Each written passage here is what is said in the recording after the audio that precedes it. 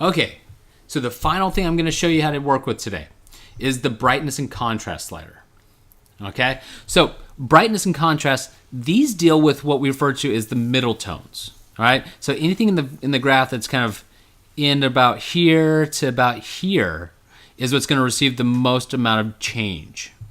All right, brightness shifts our tones either to the brighter side of the scale or to the darker side of the scale. Okay, so you can see as I go back and forth, I'm just making it darker or lighter. And you can see the histogram looks like the whole histogram is moving. It's just that the edges were receiving less change. What I'm going to do to reset that, I'm just going to double click on the slider handle. That way it goes back. And 50 is the default position for that one.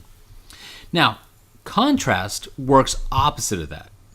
What contrast is going to do is it's going to take the tones as they fit here and either push them to the edges or pull them into the center. Okay? So when I add contrast, it's going to pull all those tones either to bright or dark and create more contrast, or it's going to push all those bright and dark areas in towards the center to create more gray tones. And see how the tones get grayed out in there? And so what we want to do is we want to find a good balance inside that. In this case, what I would do is I would say, let's pull the brightness down just a couple clicks. That way we get some deepness into the shadows of the building spire here. Maybe a little bit more. I'm going to use the keyboard right now just to get a good feeling for it. And I'm just balancing it to my eye, what I like.